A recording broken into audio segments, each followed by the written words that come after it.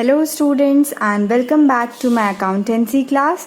Hope you all are fine and safe at your home. So in the last lecture we had discussed some important points or the introductory points of issue of shares. Okay, जिसमें हमने देखा था कि features क्या होते हैं, ठीक है, कंपनी के क्या फीचर्स होते हैं, कंपनीज कितने टाइप्स के होते हैं, तो 3 टाइप्स के होती हैं companies, limited company, company limited by guarantee, company limited by shares, और इन सबको डिटेल में हमने एग्जाम्पल्स के साथ सीखा था। और लिमिटेड बाय शेयर वाली जो कंपनीज होती हैं वो 2 तरह की होती हैं, एक पब्लिक कंपनी और एक प्राइवेट कंपनी।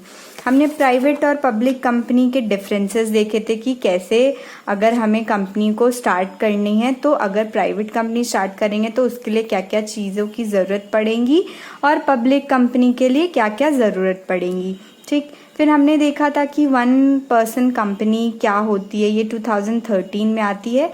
इसमें केवल 1 मेंबर की ज़रूरत होती है, एक आप अकेले भी आप एक कंपनी को खड़ी कर सकते हैं। मिनिमम कैपिटल जो है वो 1 लाख होनी चाहिए, डायरेक्टर 1, मैक्सिमम 15 होने चाहिए, और अपने वर्ड में ओपीसी लगाना इनको अनिवार्य होता है। अपने कंपनी के नाम में ये वर्ड लगाना ज़रूरी होता है। तो आज हम इसके और डेप्थ में जानेंगे कि कैसे कंपनीज इशू करती है, क्या प्रोसीजर होता है, ठीक है। तो चलिए हम स्टार्ट करते हैं। देखिए, ये है आपकी कंपनी, ये है आपकी कंपनी, प्राइवेट कंपनी, ठीक है। आप जो है काफ़ी सालों से आप इसको चलाते हुए आ रहे हो अपनी इस कंपनी को, और आप चाहते हो कि है आपकी प्राइवेट कंपनी, ठीक है। अब आप चाहते हो कि आप कुछ बड़ा करो, ठीक। तो आप क्या करोगे कि आप अपने घर से 1 करोड़ रुपए ले आया, आपके जो कुछ मेंबर्स होंगे, हो सकता है वो ले आए 1 करोड़ रुपए, ठीक। फिर हो सकता है कि और भी मेंबर्स हों तो कुछ ने 3 करोड़ ले आए। तो आपने ये 5 करोड़ रुपए से आप कितना ही बड़ा कर पाओगे, एक लिमिट तक ही लंबी हो पाएगी आपकी कंपनी। लेकिन आप चाहते हो कि आपकी जो ये कंपनी है वो इंडिया में नाम करे, नाम कमाए, खूब ज़्यादा नाम कमाए, हर जगह आपकी कंपनी की फैक्ट्रीज या इंडस्ट्रीज हो, ठीक। तो आप बहुत बड़ा करने के लिए आपको क्या चाहिए, बहुत पैसा चाहिए। कुछ बड़ा करने के लिए बड़ा पैसा चाहिए होता है। तो कहाँ से आएंगे वो पैसे, है ना। अगर आपको कुछ बहुत बड़ा करना है, कुछ बहुत बिग स्केल में करना है, तो उसके लिए आपको बिग मनी की ज़रूरत पड़ेगी, है ना। तो ये बिग मनी आएंगे कहाँ से? तो देखिए, हमारे इंडिया में 130 करोड़ की पॉपुलेशन है ना। ये तो जानते होंगे आप कि हमारी जो देश की आबादी है वो 130 करोड़ की जनता है। तो इन्हें हम क्या कहते हैं, ये सब क्या होते हैं हमारे पब्लिक, इनको हम पब्लिक बोलते हैं, ठीक। तो अगर ये सारी पब्लिक 1-1 रुपए दे अगर कंपनी में, तो 130 करोड़ रुपए हो जाएंगे, है ना। तो उसी तरह से कंपनीज क्या करती हैं, एक सपनों की चिट्ठी बनाती हैं, ठीक है, एक सपनों की चिट्ठी। और इस सपने की चिट्ठी में लिखा जाता है कि अगर आप हमारे पैसे, अगर आप हमारी कंपनी में पैसे लगाएंगे, कुछ अमाउंट लगाएंगे, अमाउंट ऑफ मनी, तो आपको ओनरशिप राइट मिल जाएगा। ओनरशिप राइट, हमारी कंपनी का एक हिस्सा आपको दे दिया जाएगा। मतलब ओनरशिप राइट का मतलब होता है मालिकाना हक। आप ओनर बन जाओगे हमारी कंपनी के। अगर आपने थोड़े पैसे दिए तो आप उस थोड़े पोर्शन के मालिक, अगर आपने ज़्यादा दिया तो आप ज़्यादा पोर्शन के मालिक बन जाओगे, ठीक। तो ये परसेंट के हिसाब से होता है। कम पैसा दिया तो मान लीजिए 2 या 3% के मालिक हैं, अगर ज़्यादा पैसा दिया तो 10-20% के मालिक हैं। तो इस तरह कर करके जब लोग पैसे, जब ये सपनों की चिट्ठी देखेंगे तो खुश हो जाते हैं, तो लोग इनसे आके अपने ओनरशिप मांगने लगते हैं। तो चलिए पहले देखते हैं कि सपनों की चिट्ठी में क्या क्या और चीज़ें लिखते हैं। ठीक, तो अगर आप हमारे कंपनी में पैसे लगाएंगे तो आपको ओनरशिप राइट मिल जाएगा। ओनरशिप राइट को हम लोग अब से बोलेंगे क्या मिल जाएगा? शेयर मिल जाएगा। ठीक है, शेयर मतलब हिस्सा मिल जाएगा, हमारी कंपनी का हिस्सा। ओनरशिप राइट मतलब शेयर, हिस्सा। ठीक, और बोल रहे हैं कि आपके पैसे से हम बहुत सारी फैक्ट्रियां बनाएंगे जगह जगह, और इसमें से जो भी प्रॉफिट हम अर्न करेंगे, इनफैक्ट आपके पैसे से फैक्ट्री बनाया हमने जगह जगह, और उसमें से जो भी हम प्रॉफिट अर्न करेंगे वो हम आप लोगों को रिटर्न करेंगे कुछ परसेंट। तो ये जो रिटर्न करेंगे ये होता है डिविडेंड। ठीक, प्रॉफिट का कुछ हिस्सा भी आपको देंगे। तो अब ये सपनों की चिट्ठी को देखकर पब्लिक हो जाती है खुश कि अरे वाह, हम तो बस पैसे लगाएंगे, हम इस कंपनी के मालिक भी बन जाएंगे और इनको जो भी प्रॉफिट होगा उससे हमें डिविडेंड भी मिलने लगेगा। ठीक, तो पब्लिक हो जाती है खुश, और फिर क्या करते हैं ये लोग आके इनके कंपनी में पैसे लगाने लगते हैं। ठीक है, तो इस बात को ध्यान दीजिएगा कि ये जो सपनों की चिट्ठी होती है ये कुछ नहीं बल्कि क्या होता है? प्रॉस्पेक्टस। क्या होता है? प्रॉस्पेक्टस। ठीक है, आपने बिजनेस स्टडीज में पढ़ा होगा। प्रॉस्पेक्टस एक डॉक्यूमेंट होता है जो पब्लिक को दिया जाता है, पब्लिक को इनवाइट किया जाता है इस प्रॉस्पेक्टस में कि आइए हमारी कंपनी के शेयर्स खरीदिए। ठीक है, और उसमें बहुत सारी अच्छी अच्छी चीज़ें लिखी होती है कि आपको ये दिया जाएगा, आपको वो दिया जाएगा, जिससे कि ये लोग अट्रैक्ट होकर इस कंपनी में आते हैं। ठीक है, तो हो गया ये प्रॉस्पेक्टस। हमने जाना कि प्रॉस्पेक्टस क्या होता है, हमने जाना कि शेयर्स क्या होंगे इस केस में। ठीक है, ओनरशिप राइट। फिर उसके बाद देखिए, अब लोग खुश होके पैसे लगाने लगते हैं कंपनी में। पैसा आया, सब पैसे दे रहे हैं। ठीक, पैसे आने शुरू हो जाते हैं। फिर अब कंपनी की क्या रिस्पॉन्सिबिलिटी होती है कि अब इनको शेयर्स दे। तो क्या करती है कि एक कागज़ पे, जैसे कि ये रामू है और ये हैं श्यामू, इसी तरह बहुत सारे नाम है लोगों के, तो ये मिस्टर रामू ने पैसे दिए थे, तब इनको कंपनी की क्या रिस्पॉन्सिबिलिटी कि इसको शेयर्स दे। तो एक कागज़ में मिस्टर रामू लिखकर और सारी चीज़ें लिख कर कि इन्होंने इतना रुपए दिया, अब ये मालिक हैं इस कंपनी के इतने परसेंट से, और ये इनको दे दिया जाता है। ठीक, तो ये जो ये दिया गया एक कागज़ का टुकड़ा, ये क्या है? Share certificate. इसको कहते हैं हम शेयर सर्टिफिकेट। ठीक, तो कंपनी को जब पैसा दिया रामू ने, फिर रामू को ये शेयर सर्टिफिकेट बनाकर दे दिया गया। ठीक, तो जब शेयर्स को दिया जाता है तो इसको बोला जाता है शेयर अलॉट करना। क्या बोला जाता है? शेयर अलॉट करना। तो कंपनी को पैसे मिले, इन्होंने शेयर्स अलॉट कर दिए। ठीक, इसी तरह ये शामू ने भी पैसे दिए होंगे, तो शामू के नाम की भी ये सर्टिफिकेट बना के शामू दे दिया गया, शामू को भी। ठीक है, तो ये एक साइकिल समझ रहे हैं। पहले जो है कंपनी क्या करती है? सपनों की चिट्ठी यानी कि प्रॉस्पेक्टस को देती है पब्लिक को। फिर पब्लिक में से जो भी इंटरेस्टेड होते हैं वो आके पैसे देते हैं कंपनी को। कंपनी उसके पैसे के बदले में शेयर सर्टिफिकेट देती जाती है। ठीक, तो ये साइकिल होती है इशू ऑफ शेयर्स की।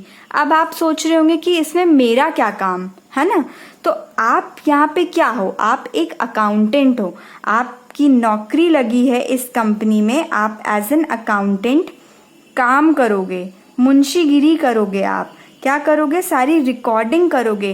पैसा आया, फिर उसके बाद शेयर इशू हुए, फिर पैसे आ रहे हैं, प्रॉस्पेक्टस दे रहे हैं, तो ये सारे अकाउंटिंग करोगे, आप यहाँ पे बैठे बैठे जर्नल एंट्रीज पास करोगे, और वही हम सीखेंगे कि हमें क्या क्या जर्नल एंट्रीज पास करनी होती है, क्या क्या अकाउंटिंग प्रोसीजर्स करने होते हैं, ताकि अगर आप सच में बड़े होकर अकाउंटेंट बन जाओ किसी बड़ी कंपनी के तो आप इजीली कर सको। ठीक है, तो ये था एक प्रोसीजर, आ गया समझ में। चलिए अब हम आगे बढ़ते हैं। देखिए, एक शेयर हम मान के चलते हैं, ये एक एग्जाम्पल के तौर पे है, एक शेयर है 10 रुपए के। जैसे आप पूछते हो ना कि एक पेन कितने का है, तो 10 रुपए का पेन है या 5 रुपए का पेन है, तो उसी तरह एक शेयर कितने रुपए का, 10 रुपए का। हम एक एग्जाम्पल लेते हैं, ठीक है। तो एक शेयर 10 रुपए का है, तो ये जो 10 रुपए है ना, ये इसको हम बोलते हैं फेस वैल्यू। ठीक है, फेस वैल्यू ऑफ शेयर्स, या तो इसको एक और नाम से जाना जाता है नॉमिनल वैल्यू। जितने की शेयर होते हैं उसको हम फेस वैल्यू या नॉमिनल वैल्यू बोलते हैं। ठीक है, नॉमिनल वैल्यू ऑफ शेयर्स। अब कंपनी एक फैसिलिटी देती है कि ये जो 10 रुपए है ना, इसको आप इंस्टॉलमेंट में पे करिए। पब्लिक को कहती है कि ये 10 रुपए आप पूरा पूरा एक साथ चाहे तो मत पे करिए, आप चाहे तो इंस्टॉलमेंट में भी कर सकते हैं। तो इसको मान लेते हैं कि कंपनी ने 3 रुपए का बना दिया, और 2 रुपए, 4 रुपए और 1 रुपए। तो ये हो गया 3, 2, 5, 5, 10 रुपए। ठीक है, तो ये 10 रुपए को कंपनी जो है एन नंबर ऑफ उसमें डिवाइड कर देती है। वो चाहे तो 2, 2, 2 करके ले ले, ठीक, चाहे तो 1, 1 करके ले ले। ठीक, तो हमने सपोज एक एग्जाम्पल, ये एक काल्पनिक एग्जाम्पल है, तो मान लीजिए कि एक शेयर है 10 रुपए के और कंपनी ने इस 10 रुपए को तोड़ दिया ये 4 भागों में। आगे बात समझ में। अब इसको क्या करते हैं, ये जो ये होता है ना पहला पैसा, ये होता है एप्लीकेशन मनी।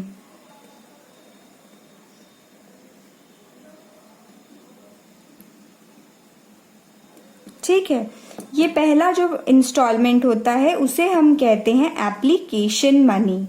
ठीक, अब देखिए प्रोसेस समझना पड़ेगा इसके लिए कि क्या होता है सारी चीजों का। ये जो सेकेंड इंस्टॉलमेंट होता है वो उसको हम कहते हैं अलॉटमेंट मनी। अभी हम समझेंगे कि ये क्या है और ये नाम कैसे कैसे हैं। ठीक, फिर ये जो 4 रुपीज ले रहे हैं ये फर्स्ट कॉल हो जाता है, फर्स्ट कॉल मनी, और ये जो लास्ट में ले रहे हैं ये हो जाता है सेकेंड एंड फाइनल कॉल, क्योंकि ये लास्ट कॉल होती है। देखिए, अब कंपनी चाहे तो कितने भी कॉल्स में ले सकता है, लेकिन पहले के जो 2 होते हैं वो पहला एप्लीकेशन मनी होता है और दूसरा अलॉटमेंट मनी होता है। ठीक, इतनी बात आ गई समझ में। अब चलिए देखें, हम समझते हैं चीजों को। जैसे ये कंपनी है एक, ठीक, और ये रही पब्लिक।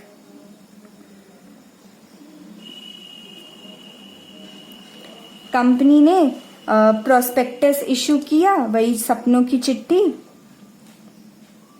प्रोस्पेक्टस। फिर उसके बाद ये लोग अट्रैक्ट होकर क्या करेंगे, आएंगे इनके पास खरीदने। तो देखिए पहले के जमाने में क्या हुआ करता था कि लोगों को पहले क्या करना था कि ये भेजते थे इनको एक एप्लीकेशन। ठीक, एक एप्लीकेशन भेजते थे और उस एप्लीकेशन में लिखते थे कि मुझे कंपनी मुझे 10 लाख के शेयर्स चाहिए। ठीक, कितने के हैं, 10 लाख के शेयर चाहिए, बताइए कितने के हैं। इसी तरह कई लोग, सारे लोग ऐसे ही भेजते थे, फर्जी में भेजने लगते थे, बदमाशी करने लगते थे लोग। ठीक, एप्लीकेशन भेजते थे, कंपनी मुझे 20 करोड़ शेयर्स चाहिए। ठीक, इसमें क्या है, इसमें तो आप भी भेज सकते हो, आप भी कह दो कंपनी मुझे 100 शेयर्स चाहिए। ठीक, तो इससे जो है क्या होता था कि कंपनी परेशान हो जाती थी। ठीक, परेशान हो जाती थी कंपनियां। तो कंपनी ने एक रूल बनाया कि जो भी पर्सन जितने शेयर्स के एप्लीकेशन दे रहा है, हम उसे टोकन मनी ज़रूर लेंगे, उससे हम टोकन मनी ज़रूर मांगेंगे। ठीक है, तो फिर उसके बाद इस रूल के बाद ऐसे बोगस एप्लीकेशन आने बंद हो गए। सिर्फ वही एप्लीकेशन आते थे जिनको सच में खरीदना होता था। ठीक है, तो एप्लीकेशन के साथ, जैसे कि ये एक इंसान है, इनको शेयर्स चाहिए होते थे, तो ये एप्लीकेशन के साथ साथ पैसे भी ट्रांसफ़र करते थे। ठीक, कि मुझे 10 लाख शेयर्स चाहिए, तो ये इस एप्लीकेशन के साथ साथ मनी भी भेजते थे। ठीक, तो ये ऐसा कंपनी ने रूल बना दिया ताकि ये जो फालतू के फर्जी के जो एप्लीकेशन है ये ना आ सके। टोकन मनी मतलब होता है कि आप जितने भी शेयर्स के लिए अप्लाई करना चाहते हैं तो उस एप्लीकेशन के साथ एप्लीकेशन मनी भी दो। ठीक है, जितने शेयर्स उससे एक छोटा सा एक इंस्टॉलमेंट होता है, तो ये होता है एप्लीकेशन मनी। जितने के शेयर है उसका एक छोटा सा इंस्टॉलमेंट, 3 रुपए, उस 10 में से 3 रुपए केवल एप्लीकेशन के साथ भिजवाया जाता था, जाने लगा। ठीक, आई बात समझ में कि क्या होता है एप्लीकेशन मनी? देखिए फिर से बता देते हैं आपको। पहले के ज़माने में ये रूल था कि जिनको भी शेयर्स चाहिए होते थे वो एप्लीकेशन भेजा करते थे, कोई पैसे नहीं लगते थे। तो इस तरह में बहुत फर्जी के एप्लीकेशंस आने लगे कंपनी के पास कि मुझे इतने शेयर्स चाहिए, मुझे इतने शेयर्स चाहिए, इतने शेयर्स चाहिए, लेकिन कोई भी पैसे देता ही नहीं था। तो इससे कंपनी परेशान होकर एक नया रूल निकाली कि अगर आपको लेना है तो एप्लीकेशन के साथ मनी भी भेजिए, तो उसे हम कहते हैं एप्लीकेशन मनी। ठीक, एक छोटा इंस्टॉलमेंट, जितने के शेयर्स हैं उसका एक छोटा सा पोर्शन, तो वो हो गया एप्लीकेशन मनी। ठीक, अब देखिए इन्होंने एप्लीकेशन मनी भेजा, आप यहाँ पे अकाउंटेंट बैठे हो, आपने रिकॉर्ड कर लिया कि मनी आया। ठीक, फिर उसके बाद कंपनी क्या करेगी? शेयर्स देगी, वही शेयर सर्टिफिकेट है ना, पिछले पेज में मैंने बताया कि जब पैसे आते हैं तो ये शेयर सर्टिफिकेट देते हैं। ठीक, तो शेयर इशू करेगी। शेयर सर्टिफिकेट देना मतलब शेयर को इशू करना, शेयर इशू करना। और जो शेयर इशू करते हैं तो उसको हम कहते हैं शेयर अलॉट करना, शेयर अलॉटमेंट। जब पैसे आए और वो शेयर दिया जा रहा है तो उसे हम कहते हैं शेयर इशू या शेयर अलॉटमेंट। तो जब शेयर अलॉट करते हैं तो कंपनी कहती है कि चलो इसी खुशी में आप जो है हमको सेकेंड इंस्टॉलमेंट भी दे दीजिए। ठीक है, ये मान लीजिए रामू थे, इन्होंने अप्लाई किया, पैसा दिया, अब इनको जो है सर्टिफिकेट मिल गया, शेयर सर्टिफिकेट, अलॉट हो गया इनको शेयर्स। तो ये कंपनी कहेगी कि आपको शेयर तो हम दे दिए, आप चलिए सेकेंड इंस्टॉलमेंट भी दे दीजिए। तो जो सेकेंड इंस्टॉलमेंट होता है वो होता है अलॉटमेंट मनी, क्योंकि ये अलॉटमेंट के टाइम पे लिया जाता है, तो उसे हम कहते हैं अलॉटमेंट मनी। ठीक, अब कुछ महीनों के बाद, ठीक, आराम से रामू जी बैठे हुए थे तो कंपनी ने कॉल कर दिया। ठीक, पहली बार इनको कॉल आई कंपनी से कि रामू जी आपने हमसे शेयर खरीदे थे, तो अब आपको 3rd इंस्टॉलमेंट देने की बारी है। ठीक, तो जब उन्होंने कॉल किया, कंपनी ने फर्स्ट टाइम कॉल किया पैसे मांगने के लिए, तो उसे हमने कह दिया फर्स्ट कॉल मनी। ठीक है, फिर उसी के कुछ समय बाद, कुछ महीनों के बाद कंपनी ने फिर से कॉल कर दिया और वो सेकेंड टाइम था और ये लास्ट टाइम था। इसके बाद से पूरा 10 रुपये कंप्लीट हो जाता है। ठीक है, तो उसे हमने कह दिया सेकेंड एंड फाइनल कॉल। तो इस तरह से हम फेस वैल्यू को डिवाइड करते हैं डिफरेंट इंस्टॉलमेंट में। कंपनी डिवाइड करती है और ये हम नहीं बता सकते हैं कि क्यों कंपनी इतने में कर रही है, वो कंपनी का अपना खुद का मैटर होता है। ठीक है, कंपनी किसी भी मन चाहे उसमें इंस्टॉलमेंट में डिवाइड कर सकती है, तो जैसे कंपनी बोलेगी वैसे आपको करना पड़ता है। ठीक है, वो सब तो छोड़िए, आपको तो सिर्फ अकाउंटिंग से मतलब है ना, आपको क्वेश्चन में दिया रहेगा ये सारी चीजें। तो आगे बात समझ में, एप्लीकेशन मनी क्या होता है, जब अप्लाई करने के टाइम पे पब्लिक देती है कंपनी को। फिर अलॉटमेंट मनी, जब कंपनी शेयर इशू करती है, जब कंपनी शेयर को अलॉट करती है तो उस टाइम पे मांगती है सेकेंड इंस्टॉलमेंट, उसे हम अलॉटमेंट मनी कहते हैं। फिर कुछ महीनों के बाद जब कंपनी फर्स्ट टाइम कॉल करती है पैसे मांगने के लिए, उसे हम कहते हैं फर्स्ट कॉल मनी। और फिर उसके बाद जब सेकेंड टाइम कॉल करती है पैसे मांगने के लिए कि आपका कुछ पैसा बचा हुआ है, तो उसे हम कहते हैं सेकेंड कॉल और फाइनल कॉल। ठीक है, ये प्रोसीजर आ गया समझ में, इजी है, समझिए। और इन सारी चीज़ों को अगर आप अपने कॉपी में नोट डाउन करना चाहते हैं इस तरह फिगर्स बना के, तो ज़रूर कर लीजिए, आपके लिए ही समझने के लिए बहुत इजी होगा। ठीक है, तो चलिए अब आगे देखते हैं। हाँ, तो ये जो हमारा एक शेयर 10 रुपए के थे, और इस 10 रुपए को हम क्या कहते हैं, फेस वैल्यू या नॉमिनल वैल्यू। ठीक है, और कंपनी ने क्या किया कि इस 10 रुपए को 4 इंस्टॉलमेंट में डिवाइड कर दिया। ये है एप्लीकेशन मनी, ये है आपका अलॉटमेंट मनी, और ये है आपके फर्स्ट कॉल मनी, और ये है आपका फाइनल कॉल। ठीक, जो हमने अभी सीखा। अब सेबी के हिसाब से, according to SEBI guideline, according to SEBI guidelines, SEBI का फुल फॉर्म क्या होता है, security and exchange board of India. सारे वो, ये सेबी वो इंस्टीट्यूट होता है जहाँ पे सारे शेयर्स और सारे जो भी सिक्योरिटीज होती हैं वो सारे इन्हीं के अकॉर्डिंग हम चलते हैं, इनके रूल्स के अकॉर्डिंग हम चलते हैं। ठीक है, तो according to SEBI guidelines, application money should be at least 20% of nominal value. Application money should be at least 25% of nominal value। मतलब कि ये जो एप्लीकेशन मनी होता है हमारा, एप्लीकेशन मनी को इससे कम में नहीं रख सकती, इस इंस्टॉलमेंट की अमाउंट को। 25% ऑफ नॉमिनल वैल्यू, मतलब कि क्या हुआ, ये जो नॉमिनल वैल्यू है इसका 25% ही होना, उससे 25% से कम नहीं होना चाहिए।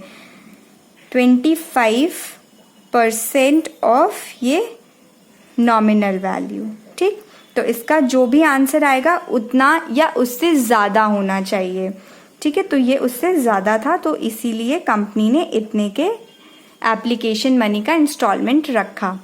फिर उसके बाद अब इन दोनों के बीच में गैप जो होना चाहिए वो होना चाहिए 1 मंथ का, एटलीस्ट 1 मंथ।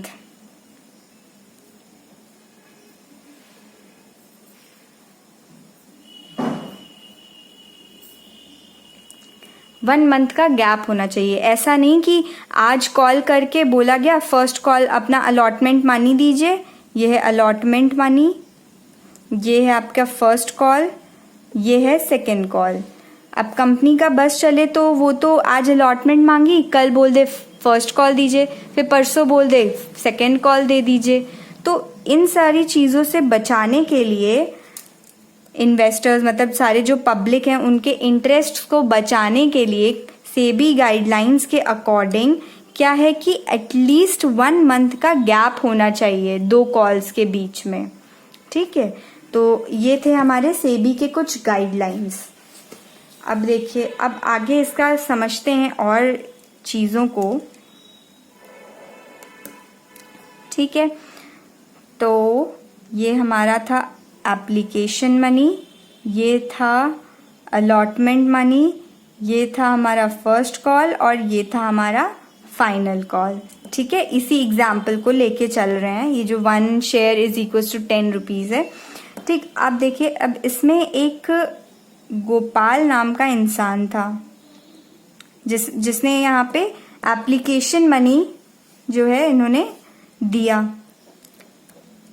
कंपनी ने प्रोस्पेक्टस को भेजा, वो अट्रैक्ट होकर इनके पास एप्लीकेशन के साथ एप्लीकेशन मनी इन्होंने 3 रुपए दे दिया, ठीक है। फिर उसके बाद इनको हमने जब अलॉट किया, शेयर्स अलॉट किए, तो हमने मांग लिया, हम क्या है कंपनी, ठीक। तो हमने मांग लिया इनसे 2 रुपए अलॉटमेंट मनी के हिसाब से दे दीजिए। तो इन्होंने चलो दे दिया, ठीक। इन्होंने एप्लीकेशन मनी दे दिया, अलॉटमेंट मनी भी दे दिया। फिर जब हमने इनको कॉल करके फर्स्ट कॉल मांगा, फर्स्ट कॉल वाली मनी दे दीजिए, तो इन्होंने कहा कौन सा पैसा, कैसा पैसा, कौन सी कंपनी, कैसी कंपनी, हम नहीं जानते कोई कंपनी को, हम नहीं देंगे पैसे वैसे। तो इन्होंने ये फर्स्ट कॉल मनी नहीं दिया। ये था एप्लीकेशन मनी, ये अलॉटमेंट मनी, ये फर्स्ट कॉल, ये सेकंड कॉल, ठीक है। तो ऐसे भी लोग होते हैं जो पैसे मांगने पे देते ही नहीं है, ठीक है। तो ऐसे जो लोग होते हैं ना, ये कौन होते हैं, ये बदमाश लोग होते हैं, ठीक है।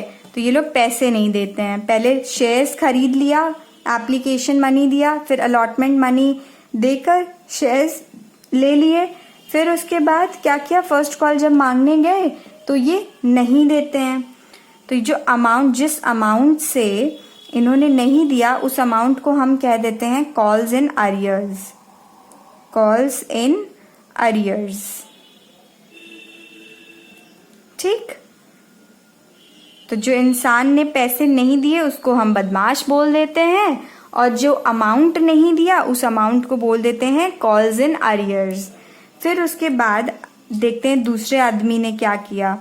एक रवि नाम का इंसान था, इन्होंने एप्लीकेशन मनी तो दे दिया, एप्लीकेशन मनी दिया एप्लीकेशन के साथ।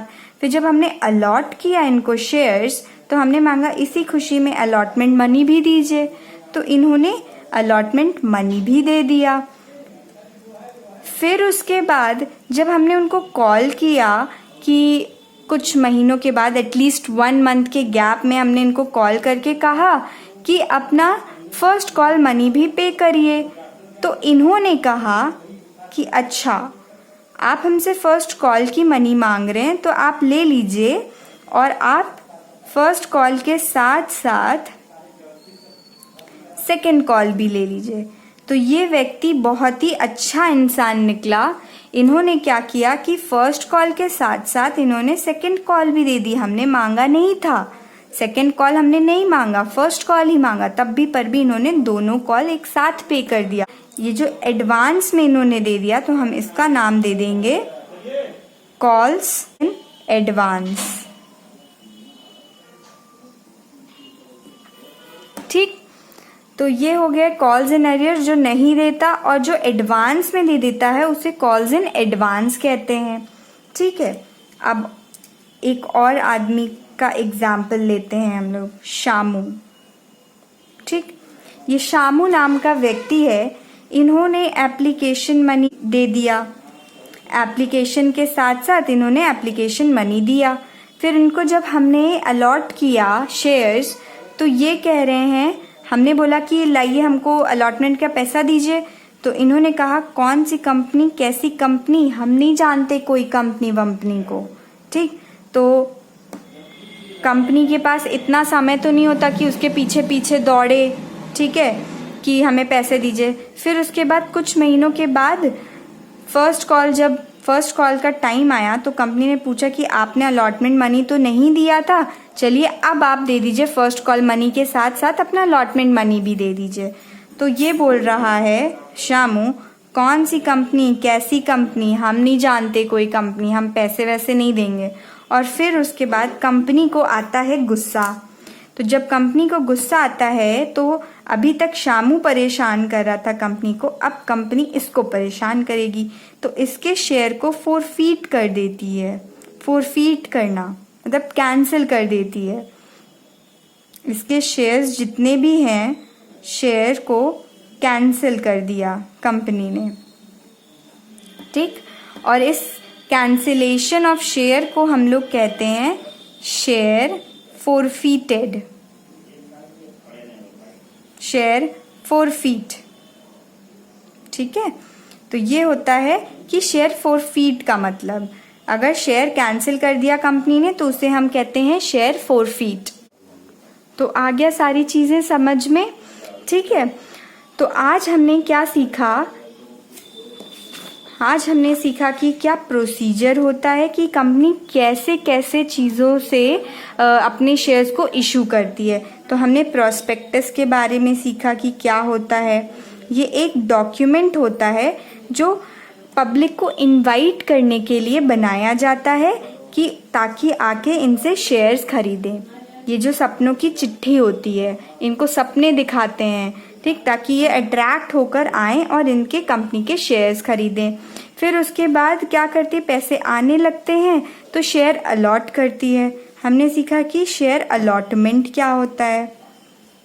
शेयर अलॉटमेंट मतलब शेयर इशू करना, शेयर को देना in the form of share certificate. फिर ये शेयर सर्टिफिकेट इनको मिल जाता है। तो ये साइकिल होती है और आप अकाउंटेंट होते हैं, यहाँ पे आपको सारी चीज़ें रिकॉर्ड करनी होती हैं।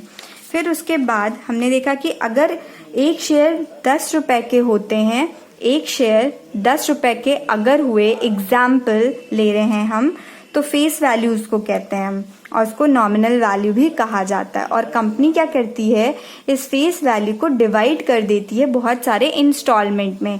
तो जो सबसे पहला इंस्टॉलमेंट होता है उसे बोलते हैं एप्लीकेशन मनी। क्यों बोलते हैं एप्लीकेशन मनी? क्योंकि जब पब्लिक खरीदती है शेयर्स तो एप्लीकेशन के साथ साथ कुछ मनी भी देती है, उस शेयर का एक पार्ट देती है जो कंपनी पहले से डिसाइड की होती है। तो एप्लीकेशन के साथ ये 3 रुपए भी देगी पब्लिक। तो फिर उसके बाद ये एप्लीकेशन मनी हुआ। फिर जब कंपनी इनको शेयर सर्टिफिकेट देती है या शेयर अलॉटमेंट होता है जिस टाइम पे, उस टाइम पे अलॉटमेंट मनी मांग लेती है कंपनी, तो पब्लिक इनको मनी देती है, अलॉटमेंट मनी। फिर कुछ महीनों के बाद कंपनी कॉल करती है अपने शेयर होल्डर्स को। शेयर होल्डर्स कौन होते हैं? जो शेयर होल्ड करके रखते हैं। जैसे यहाँ पे ये रामू था, रामू को शेयर मिले हुए थे, तो ये रामू क्या है? शेयर होल्डर है इस कंपनी का, कुछ पोर्शन का मालिक भी कह सकते हैं, ठीक है। तो जो शेयर होल्डर्स होते हैं वो ओनर्स होते हैं कंपनी के, एक तरीके से आप ऐसे भी समझ सकते हो। फिर उसके बाद ये फर्स्ट कॉल हो गई, फिर कुछ समय के बाद सेकंड कॉल मांग लिया जाता है और पूरी इंस्टॉलमेंट खत्म हो जाती है।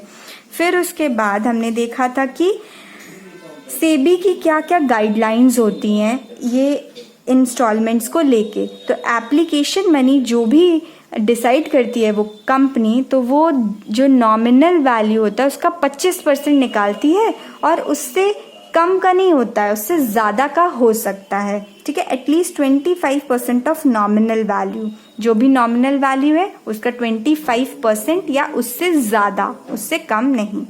और जितने भी इंस्टॉलमेंट्स होते हैं उसके बीच में 1 महीने का कम से कम गैप होना चाहिए। उससे ज़्यादा हो सकता है पर उससे कम नहीं हो सकता।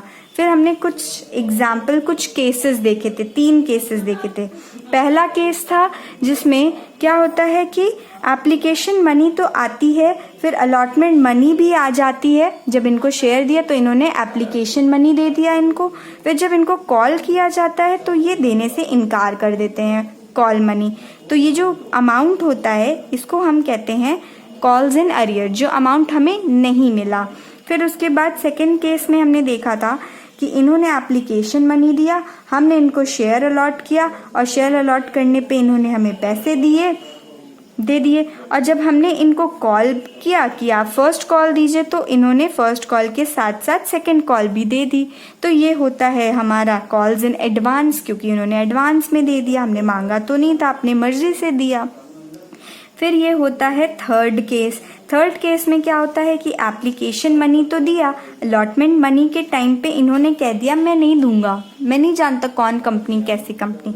तो भी कंपनी जो है थोड़ा सब्र रखती है और वो फर्स्ट कॉल तक का वेट करती है और उनसे कहती है कि दीजिए, तब भी इन्होंने मना कर देते हैं। तो कंपनी परेशान होकर इनके शेयर्स को कैंसिल कर देती है, छीन लेती है। इसका मतलब होता है शेयर फॉरफीचर। शेयर फॉरफीचर होता है, इसका मतलब कि शेयर को कैंसिल कर दिया गया है। ठीक है, तो ये सारे कुछ पॉइंट्स थे, कुछ प्रोसीजर्स थे। प्रोसीजर्स की एक तरीके से समझ लीजिए स्टार्टिंग था कि हमें कैसे कैसे चीज़ों को समझना पड़ता है। ठीक है, तो आज के लिए बस इतना ही। नेक्स्ट वीडियो में मिलते हैं with some new important points regarding the procedures of issue of shares of a company. Till then, keep studying, keep revising. Thank you, students. Have a nice day.